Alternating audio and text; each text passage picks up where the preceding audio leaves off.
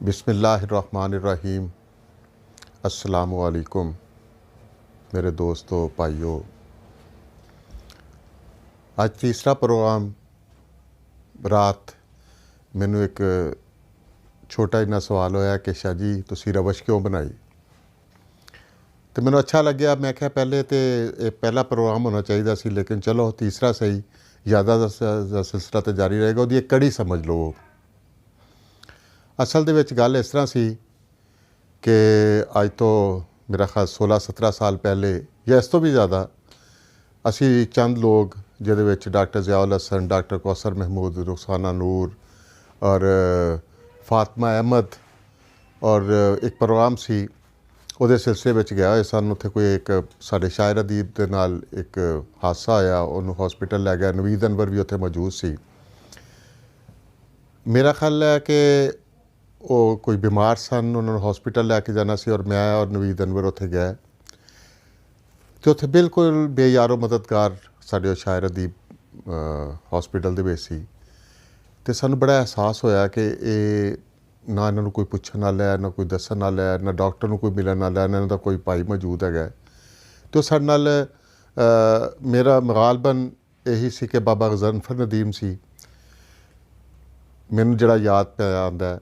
तो वो बिस्तर ते पिया होए सन। तो सानू एहसास होया, मैं आके असी कदों प्रोग्राम तो बाद बाहर असी जो कैंटीन ते आके बैठे तो दिल च ख्याल पैदा होया कि उन्हें एक ऐसी तंजीम बनाई जाए जिहड़ी सिर्फ शायरा अदीबा वास्ते होवे और वो वास्ते काम करे। 32 तंजीमां उस टाइम मेरा ख्याल लाहौर दे विच मुख्तलिफ तंजीमां काम कर रही सन। तो असी क्या एक ऐसी तंजीम होवे जिहड़ी रफाई काम भी करे और अगर किसी नूं कोई परेशानी है मुशायरे भी करे, कॉन्फ्रेंस भी करे, तनकीदी इजलास भी करे, अदब दे नाल वाबस्ता जिन्ने काम है वो करे। लेकिन ये नाल अगर किसी नूं कोई परेशानी है तो शायरा अदीबा वास्ते अगे वध के फ्रंट लाइन तो काम करे। लिहाजा जदों ये गल की गई तो सारे दोस्तों ने डॉक्टर कौसर और डॉक्टर ज़ियाउल हसन, रुखसाना नूर और जिन्ने भी लोग सन उन्होंने यदी हामी भरी और नाम का सिलसिला शुरू होया कि इहदा नाम की रखा जाए। मुशावरत दे नाल उहदा नाम रवश रखा गया और उहदा आगाज़ हो गया। और यदी पहला जिहड़ा प्रोग्राम होया वो अलहमरा दे विच होया, हॉल नंबर 3 दे विच। और ये विच चुनाव किया गया कि इहदा सदर कौन होना चाहिए। क्योंकि पहली तंजीम का सी, फिर साढ़े पहले जिहड़े सदर सन वो डॉक्टर कौसर महमूद साहब बने और ये नाल जनरल सैकटरी मैनू बनाया गया। और इस तरह दूसरे अहदेदारान जिहड़े मैनू याद नहीं है। और पहले सरप्रस्त आला जिहड़े सन वो साडे अताउल हक कासमी साहब सन। बड़ा वड्डा नाम सी और बड़े सरगर्म सन और सानू एजाज़ हासिल है कि असी उन्हां दी सिरे निगरानी भी काम किया और बहुत सारे प्रोग्राम किए। और असी इन्ने क्योंकि उदों एज का भी कोई ऐसा मसला नहीं सी ते बड़े मुतहरक सां असी, मैं और नवीद अनवर ने इस काम नूं असी अगे वधाया और ऐसा खूबसूरत तरीके दे नाल इहनूं लै गए। असी किताबां छापियां, असी लोगों वास्ते इमदाद की सूरत दे विच पहुँचे। लेकिन वो तो अगे आया, मैं दसांगा कि असी किन्ने किन्ने काम किए। लेकिन ये आगाज़ के नाल ही जिहड़ा सब तो ज़्यादा मैनू खुशी है, हुण किहड़ी सरशारी है, वो ये सी कि जदों इहनूं जमहूरी तरीके दे नाल इहदे इंतखाबात होने शुरू होए। डॉक्टर ज़ियाउल हसन ने कहा कि इंतखाबात होने चाहिए ने, इहदी मैंबरशिप होनी चाहिए है क्योंकि काम असी बहुत ढेर सारे कर लै सन इनू। और इहदे विच सानू इंशाअल्लाह ताला अल्लाह ताला ने वो सानू सलाहियत भी दी कुदरती तौर पर। असी इसनूं इन्ने भाई दौड़ करके इस काम नूं अपने जुम्मे लिया कि सानू किसी की परवाह ही नहीं होंदी सी। असीं इस तरह कहते सी कि जिस तरह साडा ज़ाती काम है, असी रवश वास्ते रात दिन भजदे दौड़दे सां। तो डॉक्टर ज़ियाउल हसन ने कहा कि इनू जमहूरी तरीके दे नाल अगे आना चाहिए। जिन्ने भी अहदेदारान है उन्होंने वो वोट के जरिए अगे आन, ये नाल खूबसूरती वधेगी। लेकिन जी मैं कह रहा कि मैंने अज सरशारी है और मैं सुरखरू हैं, वो ये सी कि डॉक्टर ज़ियाउल हसन अल्लाह ताला उन्होंने जज़ा देवे, उन्होंने एक पॉइंट विच लिख दिता कि इहदा कोई भी ਇਹਦੇ ਵਾਸਤੇ ਡੋਨੇਸ਼ਨ ਨਹੀਂ ਲਿੱਤਾ ਜਾਏਗਾ, ਕੋਈ ਇਹਦਾ ਸਫੀਰ ਨਹੀਂ ਹੈ। ਰਵਸ਼ ਆਪਣੇ ਪੈਰਾਂ 'ਤੇ ਆਪ ਖੁਦ ਜਿੰਨੇ ਵੀ ਕੰਮ ਕਰੇਗੀ ਉਹਦੀ ਮੈਂਬਰਸ਼ਿਪ ਕੀਤੀ ਜਾਏਗੀ ਔਰ ਉਹ ਮੈਂਬਰ ਹੀ ਇਹਦੇ ਵਾਸਤੇ ਡੋਨੇਸ਼ਨ ਦੇ ਸਕਦੇ ਆ। ਕੋਈ ਅਹੁਦੇਦਾਰ, ਕੋਈ ਰਵਸ਼ ਦਾ ਮੈਂਬਰ ਉਹਦੀ ਅਪੀਲ ਨਹੀਂ ਕਰ ਸਕਦਾ ਚੰਦੇ ਦੀ। ਔਰ ਅੱਲਾ ਦਾ ਸ਼ੁਕਰ ਹੈ ਕਿ ਮੇਰਾ ਦਾਅਵਾ ਹੈ ਕਿ ਪਾਕਿਸਤਾਨ ਦੇ ਵਿੱਚ ਹਲਕਾ ਅਰਬਾਬ ਜ਼ੌਕ ਤੋਂ ਬਾਅਦ ਸਭ ਤੋਂ ਬੜੀ ਤਨਜ਼ੀਮ ਹੈ ਔਰ ਆਪਣੇ ਪੈਰਾਂ 'ਤੇ ਖੜੀ ਹੈ ਔਰ ਇਹਨੇ ਕਿਸੇ ਕੋ ਅੱਜ ਤੱਕ ਚੰਦੇ ਦੀ ਅਪੀਲ ਨਹੀਂ ਕੀਤੀ, ਕਿਸੇ ਕੋ ਚੰਦਾ ਵਸੂਲ ਨਹੀਂ ਕੀਤਾ। ਔਰ ਇਹਦੇ ਜਿਹੜੇ ਮੈਂਬਰ ਨੇ ਉਹ ਇੰਨੇ ਖਲੂਸ ਵਾਲੇ ਨੇ ਕਿ ਅੱਲਾਹ ਤਾਲਾ ਦੀ ਤਰਫੋਂ ਤੇ ਖਾਸ ਇੱਕ ਮਸਾਇਆ ਰੁਖਸਾਨਾ ਨੂਰ ਅੱਲਾਹ ਤਾਲਾ ਗਰੀਕ ਰਹਿਮਤ ਕਰੇ, ਉਹਨੇ ਇਸ 'ਤੇ ਇੰਨਾ ਖੁਸ਼ੀ ਦਾ ਇਜ਼ਹਾਰ ਕੀਤਾ। ਔਰ ਮੈਂ ਇਹ ਭੁੱਲ ਨਾ ਜਾਵਾਂ ਕਿ ਜਿੰਨਾ ਇਸਹਾਰ ਜਿੰਨਾ ਪੈਸਾ ਰੁਖਸਾਨਾ ਨੂਰ ਨੇ ਖਰਚ ਕੀਤਾ ਸ਼ਾਇਦ ਹੀ ਕਿਸੇ ਨੇ ਕੀਤਾ ਹੋਵੇ। ਔਰ ਜਿੰਨਾ ਅਗਰ ਲੈ ਕੇ ਆਂਦੀ ਸੀ, ਪੈਸੇ ਲੈ ਕੇ ਆਂਦੀ ਔਰ ਸਾਡੇ ਮਰਕਜ਼ੀ ਸਰਪ੍ਰਸਤ ਅੱਲਾਹ ਤਾਲਾ ਉਹਨਾਂ ਨੂੰ ਸਿਹਤ ਤੰਦਰੁਸਤੀ ਦੇਵੇ। ਇਸ ਤਰ੍ਹਾਂ ਹੀ ਉਹ ਕੰਮ ਕਰਦੇ ਰਹਿਣ ਜਿਹੜੇ ਹੁਣ ਮੁਤਹਰਕ ਨੇ ਔਰ ਵਜ਼ਾਇਫ ਦੇ ਰਹੇ ਨੇ। ਉਹ ਗਵਾਹ ਨੇ, ਡਾਕਟਰ ਜ਼ਿਆਉਲ ਹਸਨ ਸਾਹਿਬ ਗਵਾਹ ਨੇ ਕਿ ਉਹ ਆਂਦੀ ਸੀ ਔਰ ਆਰਾਮ ਦੇ ਨਾਲ ਮੇਰੀ ਮੁੱਠੀ ਦੇ ਵਿੱਚ ਪੈਸੇ ਦੇ ਦਿੰਦੀ ਸੀ ਕਿ ਸਨਾਉਲਾ ਇਹਨਾਂ ਲੋਕਾਂ ਨੂੰ ਦੇ ਦੇ।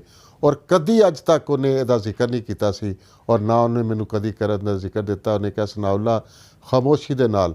ਬਾਜ਼ ਦਫਾ ਤੇ ਇਸ ਤਰ੍ਹਾਂ ਵੀ ਹੋਇਆ ਕਿ ਮੈਂ ਗੁੱਸੇ ਦੇ ਵਿੱਚ ਆ ਜਾਂਦਾ ਸੀ ਕਿ ਦੇਖੋ ਅਸੀਂ ਕਿਸੇ ਕੋਈ ਡੋਨੇਸ਼ਨ ਵੀ ਨਹੀਂ ਲੈਂਦੇ, ਚੰਦਾ ਵੀ ਨਹੀਂ ਲੈਂਦੇ, ਇਹ ਕਿਹੜਾ ਪਰੇਸ਼ਾਨੀਆਂ ਦਾ ਕਿਹੜਾ ਸ਼ਾਇਰਾ ਦੀਬਾ ਦੇ ਵੱਲੋਂ ਆਉਂਦੀਆਂ ਨੇ ਤੇ ਇਹ ਸਾਰਾ ਗੱਠਲੀ ਚੁੱਕ ਕੇ ਮੇਰੇ ਸਿਰ 'ਤੇ ਕਿਉਂ ਰੱਖ ਦਿੱਤੀ ਜਾਂਦੀ ਹੈ। ਔਰ ਅਜੀਬ ਤਰੀਕੇ ਦੇ ਨਾਲ ਰੁਖਸਾਨਾ ਨੂਰ ਨੇ ਮੈਨੂੰ ਮੁਤਹਰਕ ਕੀਤਾ ਔਰ ਉਹਨੇ ਕਿਹਾ ਕਿ ਸਨਾਉਲਾ ਮੈਂ ਜੋ ਤੇਰੇ ਨਾਲ ਹੈਗੀ ਆ, ਤੈਨੂੰ ਕਾਹਦੀ ਪਰੇਸ਼ਾਨੀ ਹੈ। ਕੋਈ ਪ੍ਰੋਗਰਾਮ ਹੋਣਾ ਤੇ ਉਹਨੇ ਕਹਿਣਾ ਸਨਾਉਲਾ ਇਹ ਪ੍ਰੋਗਰਾਮ ਇਸ ਤਰ੍ਹਾਂ ਹੋਣਾ ਚਾਹੀਦਾ, ਵੱਡਾ ਹੋਣਾ ਚਾਹੀਦਾ ਕਿ ਪਤਾ ਚੱਲੇ ਰਵਸ਼ ਹੈ।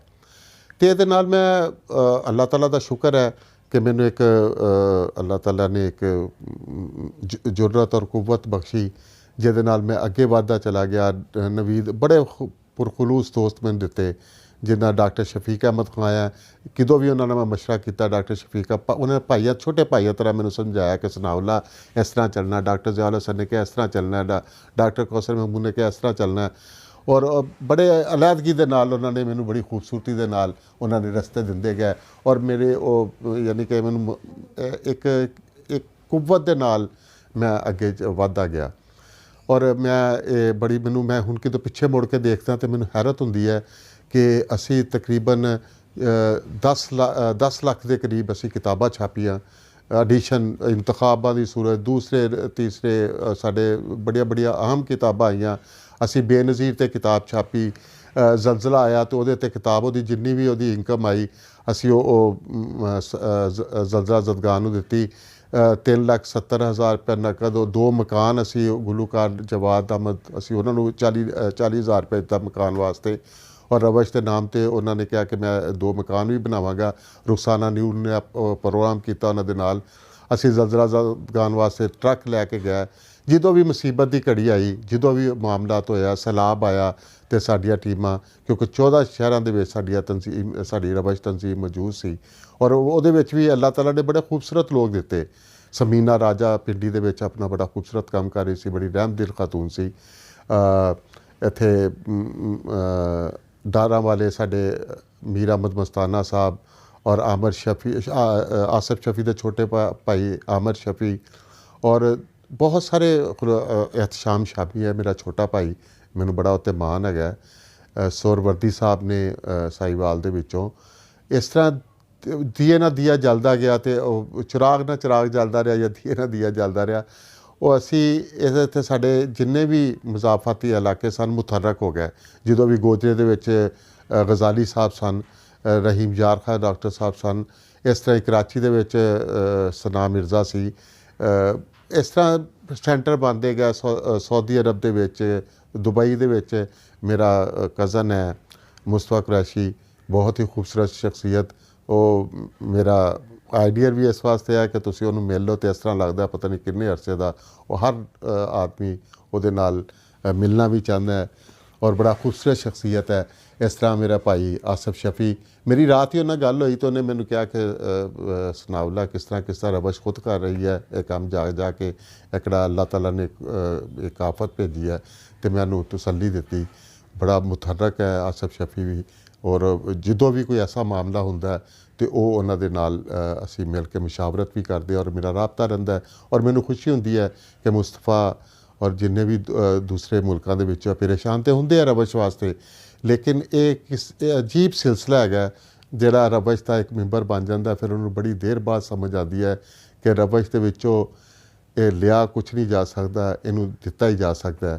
ਬਾਜ਼ ਲੋਕ ਤੇ ਮੈਂ ਇਸ ਵਾਸਤੇ ਕਹਿੰਦਾ ਕਿ ਸਾਨੂੰ ਪਰੇਸ਼ਾਨੀਆਂ ਇਸ ਵਾਸਤੇ ਵੀ ਆਈਆਂ ਕਿ ਬਾਜ਼ ਲੋਕ ਸਮਝਦੇ ਸਨ ਕਿ NGO ਦਾ ਕੰਮ ਕਰ ਰਹੀ ਹੈ। ਅਸੀਂ ਇਸ ਵਾਸਤੇ ਪਹਿਲੇ ਤੈਨੂੰ ਰਜਿਸਟਰ ਵੀ ਨਹੀਂ ਕਰਾਇਆ ਕਿ ਇਸ ਵਾਸਤੇ ਕਿ ਅਸੀਂ ਕਿਸੇ ਨੂੰ ਅਸੀਂ ਜਿਹੜੇ ਮੈਂਬਰ ਹੈ ਅਸੀਂ ਖੁਦ ਹੀ ਆਪਸ ਦੇ ਵਿੱਚ ਜਦੋਂ ਕੋਈ ਐਸਾ ਮਾਮਲਾ ਆਉਂਦਾ ਅਸੀਂ ਮੁਤਹਰਕ ਹੁੰਦੇ ਹਾਂ। ਜਿੰਨੇ ਹੀ ਇਸਤਤਾਅਤ ਹੁੰਦੀ ਹੈ ਸਾਡੀ ਅਸੀਂ ਉਹ ਆਪਣੀ ਜੇਬ ਦੇ ਵਿੱਚੋਂ ਖਰਚ ਕਰਕੇ ਇਹਦੇ ਪ੍ਰੋਗਰਾਮ ਔਰ ਇਹਦੇ ਜਿੰਨੇ ਵੀ ਅਹਿਮ ਵਾਕਿਆਤ ਹੁੰਦੇ ਨੇ, ਇਜਲਾਸ ਹੁੰਦੇ ਨੇ, ਅਸੀਂ ਆਪਣੀ ਜੇਬ 'ਚੋਂ ਖਰਚ ਕਰਦੇ ਹਾਂ। ਅੱਛਾ, ਰਵਸ਼ ਨੂੰ ਤੁਸੀਂ ਕਿੰਨਾ ਵੀ ਖੋਲ੍ਹਦੇ ਜਾਓ ਨਾ, ਮੇਰਾ ਖਿਆਲ ਹੈ ਕਿ ਅਗਰ ਮੈਂ 4 ਦਿਨ ਵੀ ਬੋਲਾਂ ਤਾਂ ਕੰਮ ਨੇ ਕਿ ਰਵਸ਼ ਦਾ ਤਾਰਫ ਹੀ ਇੰਨਾ ਲੰਬਾ ਹੈ। ਲੇਕਿਨ ਇੱਥੇ ਤੀਕਰ ਅੱਗੇ ਮੈਂ ਤੁਹਾਨੂੰ ਦੋਸਤਾਂ ਦਾ ਤਾਰਫ ਕਰਾਵਾਂਗਾ ਜਿਹੜੇ ਦੇ ਮੈਂਬਰ ਬਣੇ ਔਰ ਜਿਹੜੇ ਇੰਨੇ ਵੱਡੇ ਲੋਕ ਇਹਦੇ ਵਿੱਚ ਆਏ ਔਰ ਉਹਨਾਂ ਨੇ ਇਹਨੂੰ ਸਰਾਇਆ ਔਰ ਕੈਸੇ ਪ੍ਰੋਗਰਾਮ ਕੀਤੇ, ਜਿਹੜਾ ਮੇਰਾ ਚੈਲੰਜ ਹਾਲੇ ਤੱਕ ਕੋਈ ਕਰ ਨਹੀਂ ਸਕਿਆ। ਔਰ ਇਹ ਰਵਸ਼ ਦੀ ਖੂਬਸੂਰਤੀ ਹੈ ਔਰ ਮੇਰਾ ਖਿਆਲ ਹੈ ਕਿ ਇਹ ਖੂਬਸੂਰਤ ਲੋਕ ਦੁਬਾਰਾ ਇਸ ਤਰ੍ਹਾਂ ਬੜੇ ਲੋਕ ਮੈਂ ਅਗਲੀ ਕਿਸ਼ਤ ਦੇ ਵਿੱਚ ਤੁਹਾਨੂੰ ਤਾਰਫ ਕਰਾਵਾਂਗਾ ਕੌਣ ਰਵਸ਼ ਦੇ ਵਿੱਚ ਆਏ ਔਰ ਉਹਨਾਂ ਨੇ ਇਹਦੇ ਵਾਸਤੇ ਕੰਮ ਕੀਤਾ। ਇਨਸ਼ਾਅੱਲਾ ਅਗਲੇ ਪ੍ਰੋਗਰਾਮ 'ਚ ਤੁਹਾਨੂੰ ਮੈਂ ਕੱਲ੍ਹ ਦੱਸਾਂਗਾ। ਆਪਣਾ ਖਿਆਲ ਰੱਖਣਾ ਦੋਸਤੋ। अस्सलाम वालेकुम।